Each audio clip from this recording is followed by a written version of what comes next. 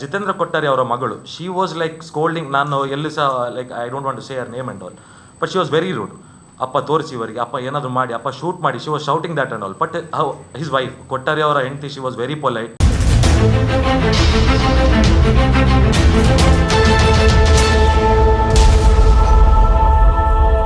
2024ರಲ್ಲಿ ಜಿತೇಂದ್ರ ಕೊಟ್ಟಾರಿ ಅವರು ಒಂದು ಫಾಲ್ಸ್ ಅಕ್ಯುಸೇಷನ್ ಮಾಡಿ ನಮ್ಮ ಮೇಲೆ ಕೇಸ್ ಹಾಕಿರ್ತಾರೆ.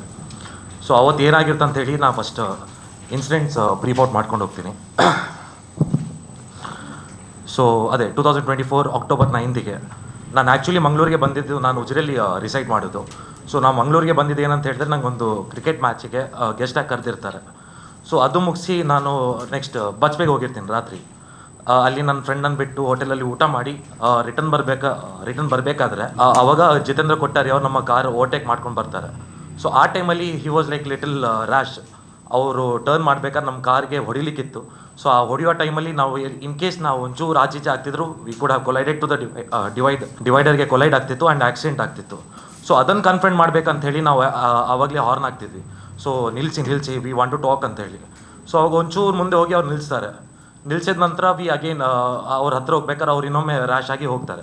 So we just follow from Bajpe to Kadri. ನಮಗೆ ಕದ್ರಿ ನಮ್ಮ ರೆಸಿಡೆನ್ಸಿಗೆ ಹೋಗ್ಲಿಕ್ಕಿತ್ತು. ಸೊ ಆ ಟೈಮಲ್ಲಿ ಜಿತೇಂದ್ರ ಕೊಟ್ಟಾರಿ ಅವರು ನಮ್ಮ ಮನೆ ಪಕ್ಕನೇ ಒಂದು ಟರ್ನ್ ತಗೊಳ್ತಾರೆ. So that time my friend says, ಅವ್ರ ಹತ್ರ ಹೋಗಿ ಮಾತಾಡುವ, ಏನಾಯ್ತು ಅಂತ ಹೇಳಿ ಕೇಳು ಅಂತೇಳಿ. So that time just window down ಮಾಡಿದ್ದು. There was no threat. ಅವರಿಗೆ ಏನೂ ಹೆದರಿಕೆ ಇರಲಿಲ್ಲ, ಏನಿಲ್ಲ. ನಾವು ಜಸ್ಟ್ ಕೇಳಿದ್ದು, ನೀವು ಯಾಕೆ ಇಷ್ಟು ರ್ಯಾಶಾಗಿ ಓಡಿಸ್ತಿದ್ರಿ, ನಾವು ಹಾರ್ನ್ ಹಾಕಿದ್ವಿ, ಯಾಕೆ ನಿಲ್ಲಿಸಲಿಲ್ಲ ಅಂತೇಳಿ. ಸೊ ಜಿತೇಂದ್ರ ಕೊಟ್ಟಾರಿಗೆ ಅವರ ಸ್ಟೇಟ್ಮೆಂಟ್ ಅವಾಗ ಏನಿತ್ತು ಅಂತ ಹೇಳಿದರೆ, ನಿಮಗೆ ನಾನು ಯಾರಂತ ಹೇಳಿ ಗೊತ್ತಿಲ್ಲ, I am a famous builder here in Mangalore, ಹಾಗೀಗೆ ಅಂಥೇಳಿ. ಹೀ ಕ್ಲೇಮ್ಸ್ ದ್ಯಾಟ್ ಗನ್ ಅವರ ಹೆಂಡತಿ ಮನೆಯಿಂದ ಹೋಗಿ ತಂದ್ರಂತೇಳಿ. ಬಟ್ ಆ್ಯಕ್ಚುಲಿ ಆ ಗನ್ ಅವರ ಕಾರಲ್ಲೇ ಇತ್ತು. ಆ ಕಾರಲ್ಲಿ ಅವರು ಮತ್ತು ಅವರ ಮಗಳು ಕೂಡ ಆ ಕಾರಲ್ಲಿ ಇರ್ತಾರೆ. ಸೊ ನಮಗೆ ಗನ್ ತೆಗ್ಸ್ಕಕ್ಷಣ ನಮಗೆ ಲೈಕ್ ಥ್ರೆಟ್, ಸೊ ಇವರು ಶೂಟ್ ಮಾಡ್ಬೋದು ಅಂತೇಳಿ ಹೆದರಿಕೆ ಆಯಿತು. ಸೊ ನಾವು ಕಾರಿಂದ ಇಳಿದು ವಿ ಕನ್ಫ್ರಂಟೆಡ್ ಹಿಮ್, ಗನ್ನನ್ನು ಬೀಳ್ಸಿದ್ವಿ, ಅವರನ್ನು ಹಿಡ್ಕೊಂಡ್ವಿ, ಎಲ್ಲೂ ಹೊಡೆದಿಲ್ಲ. ಅದಾದಮೇಲೆ ಅವರ ಮಗಳು ಜಿತೇಂದ್ರ ಕೊಟ್ಟಾರಿ ಅವ್ರದ್ದು, ಶೀ ಸ್ಟಾರ್ಟೆಡ್ ಶೌಟಿಂಗ್ ಲೈಕ್ ಇವರನ್ನು ಕೊಂದಾಕಿ ಶೂಟ್ ಮಾಡಿ, ಪಾಪ ಪೊಲೀಸ್ನಾಗಲೇ ಕಾಸು ಕೊಡ್ದು ಮೊಗ್ಲಿನ ಜೈಲಿಗೆ ಪಾಡ್ಪಾಲೆ. So she started shouting like that. So ಆ ಟೈಮಲ್ಲಿ ದಿಸ್ ಇಸ್ ಅರೌಂಡ್ 11:30 ಅವರ ಸೊಸೈಟಿ ಅವರೆಲ್ಲ ಹೊರಗೆ ಬರ್ತಾರೆ ಆ್ಯಂಡ್ ತುಂಬ ಜನ ಸೇರ್ತಾರೆ. ಸೊ ಆವಾಗ ಪೊಲೈಟ್ಲಿ ನಾವು ಅವರ ಹೆಂಡತಿ ಮತ್ತು ಮಗಳಿಗೆ ಹೇಳಿದ್ವಿ, ನೋಡಿ ನಿಮ್ಮ ಮರ್ಯಾದೆ ಹೋಗ್ತಿದೆ, ಏನೆಲ್ಲ ಸುಮ್ಮನೆ ಬೇಡದೆಲ್ಲ ಮಾತಾಡಬೇಡಿ ಹಾಗೀಗೆ ಅಂತೇಳಿ. ಆ ಟೈಮಲ್ಲೂ ಹೇಳಿರ್ತೀವಿ, ನಾವು ಹುಡುಗಿಯರ ಹೋರಾಟ ತುಂಬ ಮಾಡ್ತೀವಿ. So this is nothing like ನಿಮ್ಮ ಮಗಳಿದ್ರ ಅಂತೇಳಿ ನಾವು ಫಾಲೋ ಮಾಡ್ಕೊಂಡು ಬಂದಿದ್ದು. ನಮ್ಮ ಕಾರಿಗೆ ಏನೋ ಆಗ್ತಿತ್ತು. So just we wanted to confront, ನೀವು ಯಾಕೆ ಗನ್ ತೆಗಿತಿದ್ರೆ ಹಾಗೀಗೆ ಅಂತೇಳಿ. ಸೊ ಅಲ್ಲಿ ಆರ್ಗ್ಯುಮೆಂಟ್ ಜೋರು ಆಗ್ತಿರುತ್ತೆ. ಅವರು ಜಿತೇಂದ್ರ ಕೊಟ್ಟಾರಿ ಅವರ ಕಾರ್ ಹಿಂದೆ ಹೋಗಿ ಒಂದು ಕಮಲದ ಬೆತ್ತ ತೆಗಿತಾರೆ ಹೊಡಿಲಿಕ್ಕೆ. So that time also I take it and I throw it and ನಾನು ಅವರನ್ನು ಹಿಡ್ಕೊಳ್ತೀನಿ ಹೀಗೆ ಟೈಟಾಗಿ. So he shouldn't do anything ಅಂತೇಳಿ. ಸೊ ವಿತಿನ್ 10 or 15 minutes ಬರ್ಗೆ ಪೊಲೀಸ್ ಬರ್ತಾರೆ, ಅಲ್ಲಿ ಬೀಟ್ ಪೊಲೀಸ್ ಬರ್ತಾರೆ. ಸೊ ಬೀಟ್ ಪೊಲೀಸ್ ಬರಬೇಕಾದ್ರೆ ವಿ ಟೋಲ್ಡ್ ನಮ್ದೇನು ತಪ್ಪಿಲ್ಲ, we are ready to go to the station ಅಂತೇಳಿ ಆವಾಗಲೇ ಸ್ಟೇಷನ್ಗೆ ಹೋಗಿದ್ದೀವಿ. ಸೊ ಹೋದ ತಕ್ಷಣ ನಾವು ಹೇಳಿದ್ವಿ ನಮಗೆ FIR ಮಾಡಬೇಕಾಗೀಗ ಅಂತೇಳಿ. ಬಟ್ SI ರೇಖಾ ಅವರಿದ್ದರು ಆ ಸ್ಟೇಷನಲ್ಲಿ, she didn't take any action. ಅದಾದಮೇಲೆ ಜಿತೇಂದ್ರ ಕೊಟ್ಟಾರಿ ಅವರ ಹೆಂಡತಿ ಮತ್ತು ಮಗಳು ಬರ್ತಾರೆ ಒಂದು 10-15 minutes ಬಿಟ್ಟು. ಸೊ ಬರಬೇಕಾದ್ರೆ surprisingly we saw that there are abrasion marks, like ಏನಾದರೂ ಬಿದ್ದರೆ ನಮಗೆ ಸ್ಕಿನ್ ಜಾರುತ್ತಲ್ಲ, ಸೊ ಅಂಥ ಮಾರ್ಕ್ಸ್ ಇದೆ. So we are surprised. ಅದಾದಮೇಲೆ ದೇ ಸ್ಟಾರ್ಟೆಡ್ ಸೇಯಿಂಗ್ ಮೊಲೆಸ್ಟೇಷನ್ ಮಾಡಿದ್ದಾರೆ, ಮನೆ ಒಳಗೆ ನುಗ್ಗಿದ್ದೀವಿ, ವ್ಯಾಂಡಲೈಸೇಷನ್ ಮಾಡಿದ್ದೀವಿ. We were really surprise. ರಾತ್ರಿ 11:30 ವಿ ಡಿಡ್ಂಟ್ ಕಾಲ್ ಎನಿವನ್. ನಾವಿಷ್ಟು ವರ್ಷ ಲೈಕ್ ಸ್ಟೇಷನ್ಗೆಲ್ಲ ಹೋಗಿ ತುಂಬಾ ಕೆಲಸ ಮಾಡ್ತೀವಿ. So we thought that we can defend ourselves ಅಂತೇಳಿ. ಬಟ್ ಅವಾಗ ಏನಾಗುತ್ತೆ ಅಂತ ಹೇಳಿ ಕೊಟ್ಟಾರಿ ಮತ್ತು ಹಾಗೇನೊಂದು 15 ಜನ ಅವರ ಕಡೆಯಿಂದ ಸೇರ್ತಾರೆ. ದೇ ಸ್ಟಾರ್ಟೆಡ್ ಸ್ಕೋಲ್ಡಿಂಗ್ ಅಸ್, ನೀನು ಹೊರಗೆ ಬಾ ಮಗನೇ, ನೋಡ್ಕೊಳ್ತೀವಿ, ಏನಂತ ಅಂದ್ಕೊಂಡಿದ್ಯಾ. ಆ್ಯಂಡ್ ಈವನ್ ಕೊಟ್ಟಾರಿ SI ಮುಂದೆನೇ ಹೇಳ್ತಾರೆ, ಲೈಕ್ ನನಗೆ ಲೈಫಲ್ಲಿ ಯಾರು ಎನಿಮೀಸ್ ಇಲ್ಲ, ಬಟ್ ಸಾಯೋ ತನಕ ನೀವು ಎನಿಮೀಸ್, ನಿಮ್ಮ ಲೈಫನ್ನು ಹಾಳು ಮಾಡ್ತೀನಿ ನೋಡಿ ಅಂತೇಳಿ. ದೆನ್ ನಮ್ಮ ಫ್ರೆಂಡ್ಸು ಬರ್ತಾರೆ, ದೇ ಸೇ ದಟ್ ನೋಡಿ ಮೊಲೆಸ್ಟೇಷನ್ ಕೇಸ್ ಆಗ್ತಿದ್ದಾರೆ, ಇದನ್ನು ಆದಷ್ಟು ಇಲ್ಲೇ ಸಾಲ್ವ್ ಮಾಡಿ ಮುಗಿಸ್ಲಿಕ್ಕೆ ಹೇಳಿ ಅಂತೇಳಿ. ಸೊ ವಿ ರಿಕ್ವೆಸ್ಟೆಡ್ ಇಮ್, ನಾವು ಏನಂತ ತಪ್ಪು ಮಾಡಿದ್ದೀವಿ, ನಿಮ್ಮ ಹತ್ರ ಕನ್ಫ್ರಂಟ್ ಮಾಡಿದ್ವಿ, ನಿಮ್ಗೆ ಹೊಡೆದಿದ್ದೀವ, ನಿಮ್ಮ ಮನೆ ಒಳಗೆ ನುಗ್ಗಿದ್ದೀವ, ನಿಮ್ಮ ಕಂಪೌಂಡ್ ಒಳಗೆ ಬಂದಿದ್ದೀವಿ ಅಂತೇಳಿ. But no, there was some ego clashes there. ಅವ್ರಿಗೆ ಏನಂತ ಹೇಳಿದ್ರೆ, ನನ್ನ ಅಪಾರ್ಟ್ಮೆಂಟ್ ಮುಂದೆ 10 ಜನರ ಮುಂದೆ ಹೀಗೆ ಮಾಡಿದರು, ನನ್ನ ಹೆಂಡತಿ ಮಗಳ ಮುಂದೆ ಇದು ಮಾಡಿದ್ರಲ್ಲ, I will show you who I am. That was there that time. Sadly ಅದೇ ನಮ್ಮದು ಏನು ಸ್ಟೇಟ್ಮೆಂಟ್ ಕೇಳಿಲ್ಲ. ನೆಕ್ಸ್ಟ್ ಡೇ ಪೊಲೀಸ್ ಅವ್ರು ಹೇಳ್ತಾರೆ, ನೀವು ಲಾಕಪ್ಪಲ್ಲಿ ಕುತ್ಕೊಳ್ಳಿ, ಬೆಳಿಗ್ಗೆ ಬಿಡ್ತೀವಿ ಹಾಗೀಗೆ ಅಂತೇಳಿ. ಮೆಡಿಕಲ್ ಕರ್ಕೊಂಡೋದು ಅಲ್ಲಿಂದ ಡೈರೆಕ್ಟ್ ಇದು ಕೋರ್ಟಿಗೆ ಕರ್ಕೊಂಡೋಗಿ ನಮ್ಮನ್ನು ಜೈಲಿಗೆ ಹಾಕ್ತಾರೆ. So after that when I come outside, ನಾನೊಂದು ಕಂಪ್ಲೇಂಟ್ ಕೊಟ್ಟಿರ್ತೀನಿ ಕೋರ್ಟಿಗೆ. ಸೊ 1.5 ವರ್ಷ ಆದಮೇಲೆ ಇವಾಗ ಎವಿಡೆನ್ಸ್ ಸ್ಟೇಜಲ್ಲಿದೆ ಕೊಟ್ಟಾರಿ ಕೊಟ್ಟ case. I am very happy that court ಅವರು ಒಂದು ಲೈಕ್ ಸ್ಟೆಪ್ ತಗೊಂಡಿದ್ದಾರೆ, ತನುಷ್ ಕೊಟ್ಟ ಇದು ಪ್ರೈವೇಟ್ ಕಂಪ್ಲೇನನ್ನು FIR ರಿಜಿಸ್ಟರ್ ಮಾಡಿ, what is their side of statement ಅಂತ ನೋಡಿ ಅಂತೇಳಿ. ಸೊ ಇವಾಗ ನೋಡಿ, I am a common man, ನಾನೊಂದು ಸ್ಟೂಡೆಂಟ್ ರೆಪ್ರೆಸೆಂಟೇಟಿವ್ ಆಗಿರ್ಬೋದು, I have do works and all. But ಯಾರ್ದೊಂದು ವಾಯ್ಸ್ ಲೈಕ್ ಯಾರಾದರೂ ಬಂದೊಂದು ಎಲಿಗೇಷನ್ ಹಾಕಿಬಿಟ್ರೆ ಅದನ್ನೊಂದು ತನಿಖೆ ಮಾಡಲಿಕ್ಕಿಲ್ಲ, ಒಂದು CCTV ಫುಟೇಜ್ ಆದರೂ ಚೆಕ್ ಮಾಡಬೇಕಿತ್ತು. ಅವಾಗ ರೋಡ್ ರೇಜ್ ಅಂತ ಹೇಳಿದ್ದಾರೆ, ಬಜ್ಪೆ ಸೈಡ್ ಯಾವುದಾದ್ರು CCTV ನೋಡಿ ಚೆಕ್ ಮಾಡ್ಬೋದಿತ್ತು. ಬಟ್ ವಾಟ್ ವಾಸ್ ದ ಹರಿ? ಇವರು ನಮ್ಮ ಹತ್ರ ಒಂದು ಸ್ಟೇಟ್ಮೆಂಟ್ ಕೇಳಿಲ್ಲ. ನಂದು ಸ್ಟೇಟ್ಮೆಂಟ್ಗೆ ಸೈನ್ ತಗೊಂಡಿದ್ದಾರೆ. That was not at all my statement. I didn't even read. ನನಗೆ ಒಂಚೂರು ಕನ್ನಡ ಓದಲಿಕ್ಕೆ ಪ್ರಾಬ್ಲಮ್ ಆಗುತ್ತೆ ಅಂತೇಳಿ ನಾನು ಓದಿರಲಿಲ್ಲ. ಅರ್ಜೆಂಟಲ್ಲಿ ಸೈನ್ ಮಾಡಿ ನೀವು ಕೋರ್ಟಿಗೆ ಹೋದರೆ ನಿಮ್ಮನ್ನು ಬಿಡ್ತಾರಂತೇಳಿ. But we were sent to jail. So this is the incident what happened. And allegations ಏನಂತ ಹಾಕಿದ್ದಾರೆ ಅಂತ ಹೇಳಿದರೆ ನಮ್ಮ ಮೇಲೆ, ನಾನು ಮತ್ತೆ ಅಂಕಿತ್ ಶೆಟ್ಟಿ ಅಂತೇಳಿ ನನ್ನ friend, we have like trespassing ಮಾಡಿದ್ದೀವಿ ಒನ್, ಮತ್ತು ಮೊಲೆಸ್ಟೇಷನ್ ಮಾಡಿದ್ದೀವಿ, ವ್ಯಾಂಡಲೈಸೇಷನ್ ಮತ್ತು ಡೆತ್ ಥ್ರೆಟ್ ಕೊಟ್ಟಿದ್ದೀವಿ ಅಂತೇಳಿ. ಬಟ್ ಆ್ಯಕ್ಚುಲಿ ಏನಾಗಿರುತ್ತೆ ಅಂತ ಹೇಳಿದರೆ ಆನ್ ಸ್ಪಾಟ್ ಥ್ರೆಟ್ ಯಾರು ಕೊಟ್ಟಿದ್ರು? ನಾವು ಮನೆಗೆ ಕನ್ಫ್ರಂಟ್ ಮಾಡಿದ್ವಿ, ನೀವು ಯಾಕೆ ಹೀಗೆ ಮಾಡಿದ್ವಿ, ವಾಟ್ ವಾಸ್ ಯುವರ್ ಲೈಕ್ ಈ ಡ್ರೈವಿಂಗ್ ಬಗ್ಗೆ ಕೇಳಲಿಕ್ಕಿದ್ದು.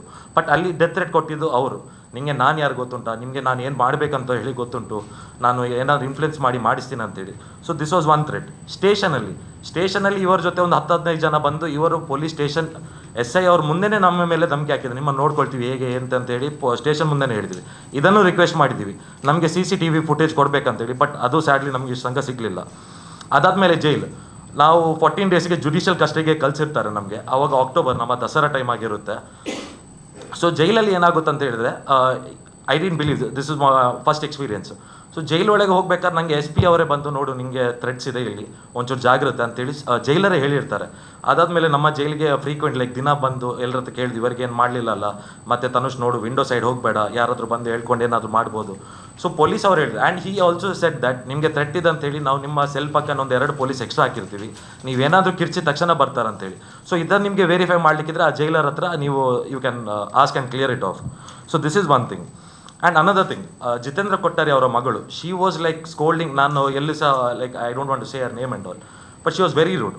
ಅಪ್ಪ ತೋರಿಸಿ ಇವರಿಗೆ, ಅಪ್ಪ ಏನಾದರೂ ಮಾಡಿ, ಅಪ್ಪ ಶೂಟ್ ಮಾಡಿ, she was shouting that and all. But his wife, Kottari ಅವರ ಹೆಂಡತಿ, ಶಿ ವಾಸ್ ವೆರಿ ಪೊಲೈಟ್. ನಾನು ಹೇಳಿದೆ ಹೀಗೆ ಆಗ್ತಿದೆ, ಅವ್ರು ಹೇಳಿ ನಂಗೆ ಅರ್ಥ ಆಗ್ತಿದೆ, ಬಟ್ ನಾನು ನನ್ನ ಗಂಡನ ಆಪೋಸಿಟ್ ಹೋಗ್ಲಿಕ್ಕೆ ಆಗಲ್ಲ, you have to understand that ಅಂತೇಳಿ. ಇವರು ಹೇಳಬೇಕಾದ್ರೆ ನೋಡಿ ಬಿಟ್ಬಿಡಿ, ಮಕ್ಕಳು ಇವರು ನಮ್ಮ ಮಕ್ಕಳ ಥರನೇ ಇದ್ದಾರೆ ಅಂತ ಹೇಳ್ಬೇಕಾರೆ, ನೀನು ಸುಮ್ಮನೆ ಕುತ್ಕೋ, ನಿಮಗೆ ಗೊತ್ತಿಲ್ಲ ಏನಂತೇಳಿ, ನೀನು ಸುಮ್ಮನೆ ಕುತ್ಕೋ ಅಂತೇಳಿ ಕೊಟ್ಟಾರಿ ಮತ್ತು ಅವರ ಮಗಳು ಹೇಳಿದ್ದಾರೆ. So this is one thing. ಮತ್ತು ಅದೇ ನಮ್ಮದೊಂದು ಸ್ಟೇಟ್ಮೆಂಟನ್ನು ರೆಕಾರ್ಡೇ ಮಾಡಲಿಲ್ಲ. ಆ್ಯಂಡ್ ಫೇಕ್ ಅಬ್ರಾಷನ್ಸ್, ಕೊಟ್ಟಾರಿ ಅವರು ಸ್ಟೇಷನ್ ಬರಬೇಕಾದ್ರೆ ಕೆಲವು ಮಾರ್ಕ್ಸ್ ಎಲ್ಲ ಇತ್ತು, ಅಬ್ರಾಷನ್ಸ್ ಇದೆಲ್ಲ ಅವರ ಹೆಂಡತಿ ಮೇಲೆಲ್ಲ. So that was not at all from us. ಅಷ್ಟಿದ್ರೆ ನಾವು ಇವಾಗಲೂ ಕೇಳ್ತೀವಿ CCTV ಫುಟೇಜ್, ಅವತ್ತು ಗೇಟ್ ಮುಂದೆ ಆಗಿರೋದು ಇನ್ಸಿಡೆಂಟ್. ಅವ್ರು ಹೇಳಿದಾರೆ ಮನೆ ಒಳಗೆ ನುಗ್ಗಿದ್ದೀವಿ ಅಂತೇಳಿ. This was never inside the compound, ಹೊರಗೇನೆ ಆಗಿರೋದು. ಮತ್ತು FIR ಫಸ್ಟ್ ಹೋಗಿದ್ದು ನಾವು ಸ್ಟೇಷನ್ಗೆ. ಅಟ್ಲೀಸ್ಟ್ ಅವರಿಗೆ ಫಸ್ಟ್ FIR ತೆಗೊಳ್ಳಿಕ್ಕೆ ಆಗಲಿಲ್ಲ. ಓಕೆ, ಒಂದು ವುಮನ್ ಸೆಕ್ಷುವಲ್ ಅಸಾಲ್ಟ್ ಕೇಸ್ ಆಗ್ತಿದ್ದಾರೆ, ಅಟ್ಲೀಸ್ಟ್ ಒಂದು ಕೌಂಟರ್ ಕೇಸ್ ತಗೊಳ್ಬೋದಿತ್ತಲ್ಲ, ಅದನ್ನು ಆಪ್ಷನ್ ನಮಗೆ ಪೊಲೀಸ್ ಅವರು ಕೊಡಲಿಲ್ಲ. ಆ್ಯಂಡ್ ನನದು I don't want to mention like ಯಾವ ಪೊಲಿಟಿಕಲ್ ಪಾರ್ಟಿಯಿಂದ ಅವ್ರು ಬಿಗಿನ್ ಆಗ್ತಾರೆ. ಬಟ್ ಒಂದು ಹುಡುಗಿ ಇವಾಗ ಮಗಳಿಗೆ ಒಂದು ಇಂಥ ಇನ್ಸಿಡೆಂಟ್ ಆದರೂ ಒಂದು ಅಪ್ಪ ಅದನ್ನು ಹೈಡ್ ಮಾಡಿ ಹೇಗಾದರೂ ಮಾಡಿ ಲೀಗಲಿ ಫೈಟ್ ಮಾಡ್ತಾ ಏನಾದರೂ ಮಾಡ್ತಾರೆ. ಬಟ್ ದಿಸ್ ಪರ್ಸನ್ ಏನೂ ಆಗಲಿಲ್ಲ, ಜಸ್ಟ್ ಒಂದು ಕೇಸ್ ಟೈಟ್ ಮಾಡಲಿಕ್ಕೆ ನಮ್ಮ ಮೇಲೆ ಇದು ಒಂದು ಏನಾದರೂ ಸ್ಟ್ರಾಂಗ್ ಎಫೆಕ್ಟಿವ್ ಆಗಿ ಆಗಬೇಕಂತೇಳಿ ಮಗಳನ್ನ ಯೂಸ್ ಮಾಡ್ತಾರೆ. So that is really very shameful. ಒಬ್ಬರು ನಾ ಹೇಳಿದ್ರು, is a spokes person also and also very reputed builder. ಅವ್ರು ಇದಕ್ಕಿಂತ ಮುಂಚೆ ನನಗೆ ಜಿತೇಂದ್ರ ಕೊಟ್ಟಾರಿ ಅಂತ ಹೇಳಿ ಯಾರೂ ಗೊತ್ತಿಲ್ಲ. ಆ ಇನ್ಸಿಡೆಂಟ್ ಆಗಿ ನನಗೆ ಸ್ಟೇಷನ್ ಹೋಗ್ಬೇಕಾದ್ರೆ ಗೊತ್ತು ಜಿತೇಂದ್ರ ಕೊಟ್ಟಾರಿ ಅಂತ. ಹೀಗೆ ಅವರು ಪೊಲಿಟಿಕಲ್ ಇವರ ಜೊತೆ ಅಫಿಲಿಯೇಷನ್ಸ್ ಇದೆ, ಕನ್ಸ್ಟ್ರಕ್ಷನ್ಸ್ ಇದೆ. ಹೌದು, ನಾನು ಆ್ಯಕ್ಚುಲಿ ನಾನು ಜೈಲಿಂದ ಬಂದಾದಮೇಲೆ ಒಂದು ಪ್ರೈವೇಟ್ ಕಂಪ್ಲೇಂಟ್ ಹಾಕಿರ್ತೀನಿ, ಕಮಿಷನರ್ಗೂ ಕೊಟ್ಟಿರ್ತೀನಿ, ಹಾಗೆಯೇ ಕೋರ್ಟಿಗೆ ಕೊಟ್ಟಿರ್ತೀನಿ. ಸೊ ಇವಾಗ ಅದನ್ನು ಕೋರ್ಟ್ ಅವರು JMF 6 ಕೋರ್ಟಲ್ಲಿ ಅದನ್ನು ಇದು ಮಾಡಿ ಇದನ್ನು FIR ಮಾಡಿ ಇವರದ್ದು ಸೈಡ್ ಆಫ್ ಸ್ಟೇಟ್ಮೆಂಟ್ ಏನಿದೆ ಅಂತ ನೋಡಿ ಅದಾದಮೇಲೆ ತನಿಖೆ ಮಾಡ್ತಾರಂತೇಳಿ ಅಂದ್ಕೊಂಡಿದ್ದೀವಿ. ಆ್ಯಕ್ಚುಲಿ ನಮಗೆ ಗೊತ್ತಿಲ್ಲ, ಈವನ್ ಲೋಟಸ್ ಪ್ರಾಪರ್ಟಿ ಆಗಿರ್ಬೋದು ಅಥವಾ ಜಿತೇಂದ್ರ ಕೊಟ್ಟಾರಿ ಆಗಿರ್ಬೋದು, I have never heard or anything like that. ಅದೇ ಸ್ಟಾರ್ಟ್ ಅಂತ ಹೇಳಿದರೆ we didn't know who was that in that car. ನಮಗೆ ಕಾರ್ ಆಕ್ಸಿಡೆಂಟ್ ಆಗ್ತೈತೆ ಏನಾದರೂ ಆಗ್ತಿತ್ತು ಅಂತ we just wanted to confront him. ಅವ್ರು ಅಲ್ಲೇ ನಿಲ್ಲಿಸಿದ್ರೆ ಅಲ್ಲೇ ಮಾತಾಡಿ ಮುಗಿಸ್ತಿದ್ವಿ. ಮನೆ ಮುಂದೆನೂ ಹಾಗೆ, ಇಫ್ ಈ ಸೆಡ್ ಓಕೆ ಬಿಡಿ ಹಾಗೆ ಅಂತೇಳಿ, ದ್ಯಾಟ್ ವಾಸ್ ಅವರ್ ಇಂಟೆನ್ಷನ್. ಏನಾದರೂ ಮಾಡಿದ್ರೆ ನಾವು ಪೊಲೀಸ್ ಏನಾದರೂ ಹೇಳಿದ್ದು ಮಾಡು ಅಂತೇಳಿ. ಬಟ್ ಆ್ಯಕ್ಚುಲಿ ಹಾಗೆ ಏನಾಗಲಿಲ್ಲ. ಅವರು ನಮ್ಮ ಮೇಲೆ ಏನೇನೋ ಫಾಲ್ಸ್ ಅಲಿಗೇಷನ್ಸ್ ಆಗಿ and it led to the series of events. ಹಾಗೆಯೇ ನಾನು ಸ್ಟೇಷನಲ್ಲಿ ಇರಬೇಕಾದ್ರೆ ಪ್ರಸನ್ನ ಮೇಡಮ್ ಅವರು ವಿಸಿಟ್ ಮಾಡ್ತಾರೆ. So she has also side of story. ನಾನು ತನುಷನ್ನು ಸೌಜನ್ಯ ಕೇಸಿಗೆ ಹೋಗಿ ಗೊತ್ತಾದ್ದಲ್ಲ, ಯಾಕೆಂದರೆ ತನುಷ್ ಶೆಟ್ಟಿ ಅವರನ್ನು ಈಗ ಎಲ್ಲರೂ ಹೇಳ್ತಾರೆ ಮಹೇಶ್ ಅಣ್ಣನ ಮಗ ಅಂತ. ಮಹೇಶ್ ಅಣ್ಣನ ಮಗ ಆಗಿ ಅಲ್ಲ, Tanush Shetty all college student secretary ಆಗಿರುವಾಗ ಇಲ್ಲಿ ತಮಗೆಲ್ಲರಿಗೂ ಗೊತ್ತುಂಟು, ಮಂಗಳೂರಲ್ಲಿ ಒಂದು STM ಲಾ ಕಾಲೇಜ್ ಹುಡುಗಿಗೆ ಒಂದು ಅಡ್ವೊಕೇಟ್ ಅತ್ಯಾಚಾರಕ್ಕೆ ಯತ್ನಿಸಿದ್ದು ಅಂತ, KSN ರಾಜೇಶ್ ವರ್ಸಸ್ ಆ ಹುಡುಗಿ ಕೇಸಿತ್ತು.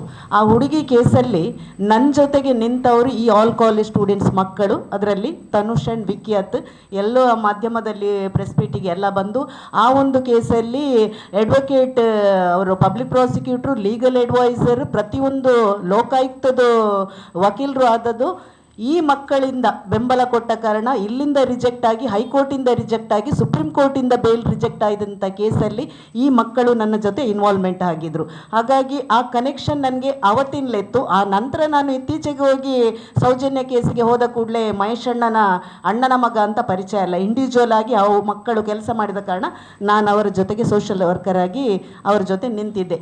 ಈ ಪ್ರಕರಣದಲ್ಲಿ ನನಗೆ ಒಂದು ಅಡ್ವೊಕೇಟಿದ್ದು ಕಾಲ್ ಬರ್ತದೆ, ತನುಷ್ ಶೆಟ್ಟಿ ಅವರದ್ದು ಹೀಗೆ ಆಗಿದೆ, ಬರ್ಕೆ ಸ್ಟೇಷನಲ್ಲಿ ಇದ್ದಾರೆ ಅಂತ.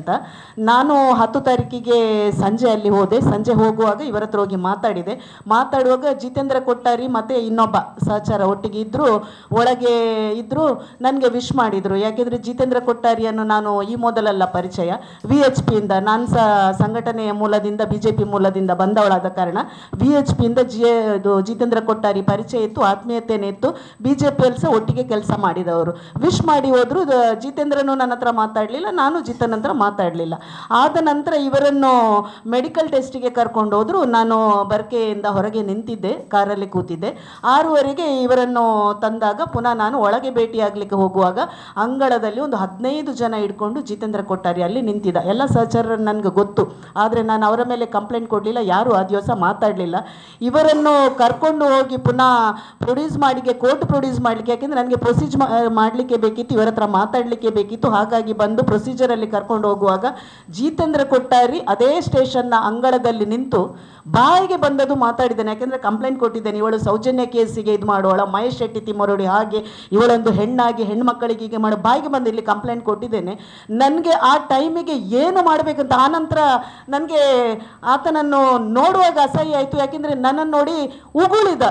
ನನಗೆ ಆಯಿತು ಇವನಿಗೆ ಏನಾಗಿದೆ, ಆಗ ಬಂದು ವಿಶ್ ಮಾಡಿದವ ಸಡನ್ ಏನು, ಆಗ ಅವನಿಗೆ ಗೊತ್ತಿರಲಿಲ್ಲ ನಾನು ತನುಷ್ ಶೆಟ್ಟಿಗೆ ಏನೋ ಬೆಂಬಲಕ್ಕೆ ಬಂದದ್ದು ಅಂತ ಈ ರೀತಿ ವರ್ತನೆ ಮಾಡಿದೆ. ಎಲ್ಲರೂ ನಿಂತು ಶಾಕ್ ಆಗಿದ್ರು, ಪೊಲೀಸ್ನವರು ನೋಡ್ತಾ ಇದ್ರು. ಆದರೆ ನನಗೆ ಅಲ್ಲಿ ಇಂಪಾರ್ಟೆಂಟ್, ಆ ದಿವಸ ಇವರನ್ನು ತುಂಬ ಲೇಟ್ ಮಾಡಿ ಮೆಡಿಕಲ್ ಆದ ನಂತರ ಸ್ಟೇಷನಲ್ಲಿ ತುಂಬ ಲೇಟ್ ಮಾಡಿ ಕೋರ್ಟಿಗೆ ಪ್ರೊಡ್ಯೂಸ್ ಮಾಡೋ ನನಗೆ ಅರ್ಥ ಆಯ್ತು ಇವತ್ತು ಬೇಲ್ ಆಗೋದಿಲ್ಲ ಅಂತ. ಹಾಗೆ ಕರ್ಕೊಂಡು ಹೋಗೋ ಪ್ರೊಸೀಜರ್ ಮಾಡಿ ನಾನು ನೇರ ಕೋರ್ಟಿಗೆ ಹೋಗುವಾಗ ಸ್ಟೇಷನ್ ಒಳಗೆ ಹೋಗಿ ಹೇಳಿದೆ, ನನಗೆ ಆತನ ಮೇಲೆ ಒಂದು ಕಂಪ್ಲೇಂಟ್ ಕೊಡಲಿಕ್ಕೆ ಉಂಟು, ಈಗ ನಾನು ಕೋರ್ಟಿಗೆ ಹೋಗಿ ಬರ್ತೇನೆ ಅಂತ ರೇಖಾ SI ಹತ್ರ ಹೇಳಿದೆ. ಆಯಿತು ಅಂತ ಹೇಳಿದರು. ಇವರನ್ನಲ್ಲಿ ಪ್ರೊಸೀಜರ್ ಮಾಡಿ ಜೈಲಿಗೆ ಅಲ್ಲಿಗೆ ಸಹ ಬಂದಿದ್ದಾರೆ. ಜಿತೇಂದ್ರ ಕೊಟ್ಟಾರಿ 15 ಜನ ಇಟ್ಕೊಂಡು ಕೋರ್ಟಿಗೆ ಬಂದಿದ್ದ. ಆ ನಂತರ ಅಲ್ಲಿ ಕೋರ್ಟಲ್ಲಿ ಅಲ್ಲಿ ಬಂದವ ತಿರುಗಿ ಹೋದಾಗ ನಾನು ಇವರನ್ನು ಜೈಲಿನೊಳಗೆ ಕಳಿಸಿ ಆ ನಂತರ ಇಲ್ಲಿ ಸ್ಟೇಷನ್ಗೆ ಬರುವಾಗ ಜಿತೇಂದ್ರ ಕೊಟ್ಟಾರಿ SI ರೇಖನ ಮುಂದೆ ಚೇರ್ ಹಾಕಿ ಕೂತ್ಕೊಳ್ಳೋವಾಗ SI ಅವರು ನಿಲ್ಲಿ ಸ್ವಲ್ಪ ಮಾತಾಡ್ಲಿಕ್ಕೆ ಉಂಟು ಅಂತ ನನ್ನನ್ನು ಹೊರಗೆ ನಿಲ್ಲಿಸುವಾಗ ನಾನು ಹೋಗಿ ಅವರ ನಡುವಿಗೆ ಚೇರ್ ಹಾಕಿ ಕೂತು SI ಹತ್ರ ಮಾತಾಡಿದೆ. ನನ್ನನ್ನು ನೋಡಿ ಹೋದ್ರು, ಮಾತಾಡಲಿಲ್ಲ. ನಾನು ಆ ದಿವಸ 7:15 ಸ್ಟೇಷನ್ ಹೋಗುವಾಗ ಕಂಪ್ಲೇಂಟ್ ತಗೊಳ್ಳಿಕ್ಕೆ ಕೇಳುವುದಿಲ್ಲ SI ರೇಖಾ. 8:27 ನಾನು ಕಂಪ್ಲೇಂಟ್ ಕೊಟ್ಟು ನನಗೆ ಎಂಡೋಸ್ಮೆಂಟು ಕೊಡುವುದಿಲ್ಲ. CC ಕ್ಯಾಮರಾ ಫೂಟೇಜ್ ಅವರು ತೆಗೆದು ನೋಡಿದ್ರು, CC ಕ್ಯಾಮರಾದಲ್ಲಿ ಕಾಣ್ತಾ ಉಂಟು ಜಿತೇಂದ್ರ ನನಗೆ ಮಾತಾಡೋದು ಎಲ್ಲ ಕಾಣ್ತಾ ಉಂಟು. ಆ ನಂತರ ಇವರಿಗೆ ಯಾರಿಂದ ಕಾಲ್ ಬಂತ ಗೊತ್ತಿಲ್ಲ, ಹೊರಗೆ ಹೋಗಿ ಮಾತಾಡಿದ್ರು, ತುಂಬ ಹೊತ್ತು ಮಾತಾಡಿ 10:27 ಆಗುವಾಗ ಆ ನಂತರ ನನಗೆ ಒಂದು ಕೋರ್ಟಿಗೆ ಹೋಗಿ ಅಂತ ನನಗೆ ಬರ್ಕೆ ಸ್ಟೇಷನಿಂದ ಇನ್ಸ್ಪೆಕ್ಟರ್ ಭಾರತಿ ಅವ್ರದ್ದು ಕಾಲ್ ಬಂತು. ಮೇಡಮ್ ದಯಮಾಡಿ ಹೊರಡಿ, ಯಾಕೆಂದರೆ ನಾನು ಹೇಳಿದೆ FIR ಹಾಕದೆ ಈ ಸ್ಟೇಷನಿಂದ ಹೋಗುವುದಿಲ್ಲ, ಇಲ್ಲಿ ನಾನು ರಾತ್ರಿ ಆದರೂ ಕೂತ್ಕೊಳ್ತೇನೆ, CCTV ಫೂಟೇಜಲ್ಲಿ ಉಂಟು ಅಂತ ಹೇಳುವಾಗ ಭಾರತಿ ಅವರು ನನಗೆ ಕನ್ವಿನ್ಸ್ ಮಾಡಿ, ಮೇಡಮ್ ಲೀಗಲಿ ನಿಮಗೆ ಗೊತ್ತುಂಟು ಸೋಷಿಯಲ್ ವರ್ಕರ್ ಆಗಿ, ದಯಮಾಡಿ ನಾವು ಕೋರ್ಟಿಗೆ ಹೋಗಲಿಕ್ಕೆ ನಿಮಗೆ ಎಕ್ನಾಲೇಜ್ಮೆಂಟ್ ಕೊಡ್ತೇವೆ, ಅದನ್ನು ಇಟ್ಕೊಂಡು ಹೋಗಿ ಅಂತ ಹೇಳಿದರು. ಭಾರತಿ ಅವರಿಗೆ ಮರ್ಯಾದೆ ಕೊಟ್ಟು ರೆಸ್ಪೆಕ್ಟ್ ಕೊಟ್ಟು ನಾನು ಬಂದೆ, ಕೋರ್ಟಿಗೆ ಹೋಗಿ ನನಗೆ ಇದೇ 6th JMFCಯಿಂದ ಇವನ ಮೇಲೆ FIR ದಾಖಲಿಸಬೇಕು ಅಂತ ಕೋರ್ಟ್ ಆದೇಶ ಮಾಡಿತ್ತು. FIR ಮಾಡಿದರು 28 ತಾರೀಕಿಗೆ FIR ಮಾಡಿದರು. FIR ಮಾಡಿದ ಮೇಲೆ ನೋಡುವಾಗ ನಾನು ಎಣಿಸಿದೆ ಇದು ಏನಾಗ್ಬೋದು. ನಾನು ಸಹ ಈ FIR ಆದ ಕೂಡಲೇ ಇವತ್ತು ಪ್ರೆಸ್ ಮೀಟ್ ಮಾಡಿ ತನುಷ್ ಮಾಡುವಾಗ ಆ ಸಲ ಮಾಡಿ ಎಲ್ರಿಗೂ ಹೇಳ್ತಿದ್ರೆ ಏನಾಗ್ತಾ ಇರಲಿಲ್ಲ. ನೋಡುವಾಗ SI ರೇಖಾ ಪಾಂಡೇಶ್ವರಕ್ಕೆ ಟ್ರಾನ್ಸ್ಫರ್ ಆದರು. ಉಮೇಶ್ SI ಅವರು ಬಂದರು, ನನ್ನನ್ನು ಕರೆದು ನೋಟಿಸ್ ಕೊಟ್ಟರು, B ರಿಪೋರ್ಟಿಗೆ ಹಾಕಿದ್ರು. ಇವರು SI ಅವರಿಗೆ ಏನು ಹೇಳಲಿಕ್ಕೆ ಆಗ್ತಾ ಇರಲಿಲ್ಲ, ಯಾಕೆಂದರೆ ACP ಅವ್ರದ್ದು ಒತ್ತಡ ಅನ್ನಿಸಬೇಕು. B ರಿಪೋರ್ಟಿಗೆ ಹಾಕಿದ ಮೇಲೆ ಈಗ ಕೋರ್ಟಲ್ಲಿ ನಾನು ಚಾಲೆಂಜ್ ಮಾಡಿದ್ದೇನೆ B ರಿಪೋರ್ಟನ್ನು. ಇದು ಯಾಕೆ ಹೇಳ್ತೇನೆಂದರೆ ನಮಗೆ ಗೊತ್ತಿಲ್ಲ, ನಮಗೆ ಯಾರು ಇಲ್ಲಿ ಉದ್ಯಮಿಗಳು ಅವರು ಇವರು ಅಂತಲ್ಲ, ತಪ್ಪು ಮಾಡಿದ ಮೇಲೆ ಆತನಿಗೆ ಶಿಕ್ಷೆ ಆಗಲೇಬೇಕು. ನಾನಿದನ್ನು ಮುಕ್ತವಾಗಿ ಹೇಳೋದು, 2 ಸಲ ನಾನು RTI ದಾಖಲೆಗೆ ಹಾಕಿದ್ದೇನೆ CCTV ಫುಟೇಜ್ ಬೇಕು ಅಂತ ಬರ್ಕೆಯಲ್ಲಿ. ಒಂದು ಸಲ ನನಗೆ ಪೆನ್ ಡ್ರೈವ್ ಹಿಡ್ಕೊಂಡು ಬನ್ನಿ ಮೇಡಮ್ ನಾನು ಹಾಕಿ ಕೊಡ್ತೇನೆ ಹೇಳುವವರು, ನೆಕ್ಸ್ಟ್ ನನಗೆ 2 ಸಲ ಅಪೀಲಿಗೆ ಹೋದ್ರು ಸಹ ಪೆನ್ ಡ್ರೈವ್ ಕೊಡಲಿಕ್ಕೆ CC ಫುಟೇಜ್ ಕೊಡಲಿಕ್ಕೆ ಆಗುದಿಲ್ಲ ಅಂತ ಹೇಳಿದರು. ನಾನಿವತ್ತು ಈಗ ಕಮಿಷನರು ರೆಡ್ಡಿಯವರು ಬಂದಿದ್ದಾರೆ, ಅವರ ಹತ್ರ ನಾನು ಹೇಳೋದು, ನೀವು ಬೇರೆ ಎಲ್ಲಿಯಾದರೂ ಕೇಸ್ಗಳು ಹಾಕುವಾಗ ಯಾವುದಾದ್ರೂ ಒಂದು ಫೂಟೇಜ್ ನೋಡಿಕೊಂಡು ನೀವು FIR ದಾಖಲಿಸ್ತೀರಿ, ಅದನ್ನು ನೀವು ತಗೊಳ್ತೀರಿ. ನಿಮ್ಮ ಪರ್ಮಿಷನ್ ಇಲ್ಲದೆ, ಯಾಕೆಂದರೆ ಅದು ಕಾನೂನಾತ್ಮಕವಾಗಿ ದಾರಿಯಲ್ಲಿರಲಿ, ಯಾವುದೇ ಒಂದು ಮನೆಯಲ್ಲಿರಲಿ CCTV ಫೂಟೇಜ್ ಕೊಡಲೇಬೇಕು. ಆದರೆ ನಾನಿವತ್ತು ಕೇಳ್ತಿದ್ದೇನೆ, ನಿಮ್ಮ ಸ್ಟೇಷನಲ್ಲಿ, ನಿಮ್ಮ ಸ್ಟೇಷನ್ನ ಆವರಣದಲ್ಲೇ ಈ ರೀತಿ ಆಗುವಾಗ ಒಬ್ಬ ನೀವು ಯಾಕೆ CCTV ಫೂಟೇಜ್ ಕೊಡೋದಿಲ್ಲ? ನಮಗೆ ಕೊಡೋದಿದ್ರೂ ಚಿಂತೆ ಇಲ್ಲ, ಆ CCTV ಫೂಟೇಜ್ ನೀವು FIR ಹಾಕಿದ ಮೇಲೆ ನಿಮ್ಮದೇ ಸ್ಟೇಷನ್ ನಮಗೆ ಕೋರ್ಟಿಗೆ ಹೋಗಿ ಅಂತ ಆದೇಶ ಮಾಡೋದು, ಕೋರ್ಟಿಂದ FIR ಹಾಕಬೇಕು ಅಂತ ಆದೇಶ ಮಾಡಿದ ನಂತರ ನೀವು FIR ಹಾಕ್ತೀರಿ. ಆ FIRಗೆ B ರಿಪೋರ್ಟ್ ಹಾಕುವವರೇ ನೀವೇ ಹೇಳಿದಾದರೆ ನಾವು ಯಾಕೆ ಕೋರ್ಟಿಗೆ ಹೋಗಬೇಕು, ನಾವು ಯಾವಕ್ಕೆ ಸ್ಟೇಷನಿಗೆ ಬರಬೇಕು? ಹಾಗಾಗಿ ನಾನು ಕಮಿಷನರ್ ಹತ್ರ ನಾನು ಮನವಿ ಮಾಡಿಕೊಳ್ಳೋದು, ನಮ್ಮದು ಮಾತ್ರ ಅಲ್ಲ, ನಮ್ಮಂತಹ ತುಂಬ ಮಹಿಳೆಯರು ಸ್ಟೇಷನಿಗೆ ಬರುವಾಗ ಇವತ್ತೊಬ್ಬ 15 ಜನ ಹಿಡ್ಕೊಂಡು ಬರ್ಕೆ ಸ್ಟೇಷನ್ನ ಆವರಣದಲ್ಲೇ ಗೂಂಡಾಗಿರಿ ಮಾಡುವಾಗ ನೀವು FIR ಹಾಕಿದನ್ನು B ರಿಪೋರ್ಟ್ ಹಾಕ್ತೀರಿ ಅಂತ ಹೇಳುವಾಗ, ಮುಂದೊಂದು ದಿನ ಮಾರ್ಗದಲ್ಲಿ ಯಾರಿಗೂ ಹೋಗ್ಲಿಕ್ಕೆ ಆಗ್ಲಿಕ್ಕಿಲ್ಲ. ನಿಮ್ಮ ಸ್ಟೇಷನಲ್ಲಿ ಯಾವ ಧೈರ್ಯದಲ್ಲಿ ಬರ್ಬೋದು? ಯಾಕೆಂದರೆ ನಿಮ್ಮ ಸ್ಟೇಷನಲ್ಲಿ ಸಹ ಮಹಿಳಾ ಪೇದೆಗಳು ಇರ್ತಾರೆ. ನಿಮ್ಮೊಳಗೆ ಏನಾದರೂ ಪ್ರಾಬ್ಲಮ್ ಆದರೆ ಮಹಿಳಾ ಪೇದೆಗಳಿಗೆ ಆ CC ಕ್ಯಾಮರಾ ಇದ್ದರೂ ಏನು ಪ್ರಯೋಜನ ಅಂತ. ಯಾಕಾಗಿ ಇವತ್ತು ನಾನು ಕೂತ್ಕೊಳ್ಳಿದ್ದೇನೆ, ಆ ಸಲ ನನಗೆ ಕಾನೂನಾತ್ಮಕವಾಗಿ ವಕೀಲರು ಮಾಡಬೇಡಿ, ಯಾಕೆಂದರೆ ಕಾನೂನಾತ್ಮಕವಾಗಿ ಹೋಗುವ B ರಿಪೋರ್ಟಿಗೆ ಚಾಲೆಂಜ್ ಮಾಡುವ ಅಂತ ಹೇಳಿದೆ.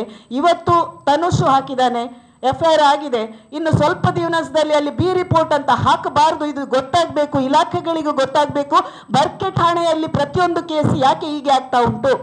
SI ರೇಖಾರವರು ಅಲ್ಲಿ ಇರುವಾಗ ನನಗೆ ಭಾರತಿಯವರು ಕಾಲ್ ಮಾಡಿದರು, ಮತ್ತೆ ನನಗೆ ಗೊತ್ತಾಯಿತು ಜಿತೇಂದ್ರ ಕೊಟ್ಟಾರಿ ಅವ್ರದ್ದು ತುಂಬ ಆತ್ಮೀಯತೆ ಇದ್ದಾರೆ ಅಂತ ಗೊತ್ತಾಯಿತು. ನನಗೆ ಆತ್ಮೀಯತೆ ಪ್ರಶ್ನೆ ಇಲ್ಲ, ಯಾರು ಆತ್ಮೀಯತೆ ಇರಲಿ, ಆದರೆ ಕಾನೂನಿನಲ್ಲಿ ಯಾವನೇ ಬಿಲ್ಡರ್ ಆಗಲಿ ಯಾವನೇ ಆಗಲಿ ಎಲ್ರಿಗೂ ಒಂದೇ ನ್ಯಾಯ.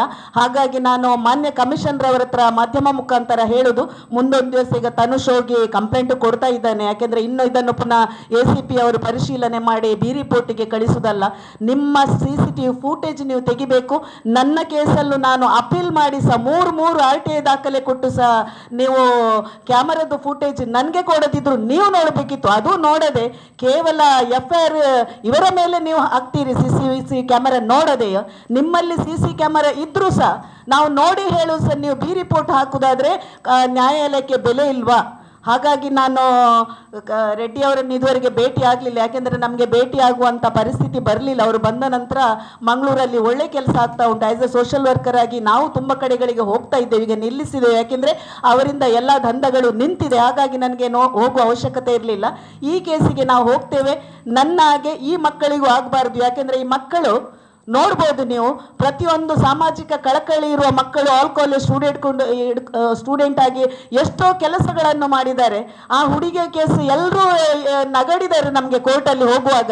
ಈ ಒಂದು ಕೇಸನ್ನು ರಾಜೇಶ್ ದೊಡ್ಡ ವ್ಯಕ್ತಿ, ದೊಡ್ಡ ವಕೀಲರು, ಇವರಿಗೆ ಏನು ಮಾಡಲಿಕ್ಕೆ ಆಗ್ತದಂತ ನೋವನ್ನಿಸ್ತಿತ್ತು. ಆ ಸಲ ಎಲ್ಲ ಕೋರ್ಟ್ ಯಾರ್ಡಿಗೆ ಬಂದರು, ನಮ್ಮನ್ನು ಬೈಟಿಗೆ ತೆಗೆದ್ರು, ಯಾರದನ್ನು ಹಾಕಿರಲಿಲ್ಲ, ಲೋಕಲ್ ಮೀಡಿಯಾದಲ್ಲಿ ಮಾತ್ರ ಬಂತು. ಲೋಕಲ್ ಮೀಡಿಯಾದವರು ನಮಗೆ ತುಂಬ ಸಪೋರ್ಟ್ ಮಾಡಿದ್ದಾರೆ. ಹಾಗಾಗಿ ಆ ಒಂದು ಹೋರಾಟದಲ್ಲಿ ಎದ್ದ ಮಕ್ಕಳಿಗೆ ಇವತ್ತು ಅವರ ಭವಿಷ್ಯವನ್ನೇ ಹಾಳು ಮಾಡಲಿಕ್ಕೆ ಹೋಗುವ ಬಿಲ್ಡರಿಗೆ ತಾವೆಲ್ಲ ಮೀಡಿಯಾದವರು ಇದನ್ನು ಎಲ್ರಿಗೂ ತಿಳಿಸಬೇಕು. ಕೇವಲ ಒಂದು ಬಿಲ್ಡರ್ ಆಗಿದ್ದಕ್ಕೆ ಸಾಧ್ಯ ಇಲ್ಲ, ಸಾಮಾಜಿಕ ಕಳಕಳಿ ಇರಬೇಕು, ನೈತಿಕತೆ ಇರಬೇಕು. ತನ್ನ ಮಕ್ಕಳಿಗೂ ಈ ರೀತಿ ಆಗುವಾಗ ಹೇಗೆ ಆಗ್ತದಂತ ಗೊತ್ತಾಗಬೇಕು. ಹಾಗಾಗಿ ಈ ಮಕ್ಕಳ ಭವಿಷ್ಯ ಮುಖ್ಯ. ಕಾನೂನಾತ್ಮಕವಾಗಿ ಕಮಿಷನರ್ ಇದನ್ನು ನೋಡಿ ಇನ್ನು ಮುಂದೊಂದು ದಿನ ಇದು B ರಿಪೋರ್ಟ್ ಆಗದಾಗಬೇಕು ನೋಡಬೇಕು ಅಂತ ನಾನು ವಿನಂತಿಯನ್ನು ಮಾಡ್ತಿದ್ದೇನೆ.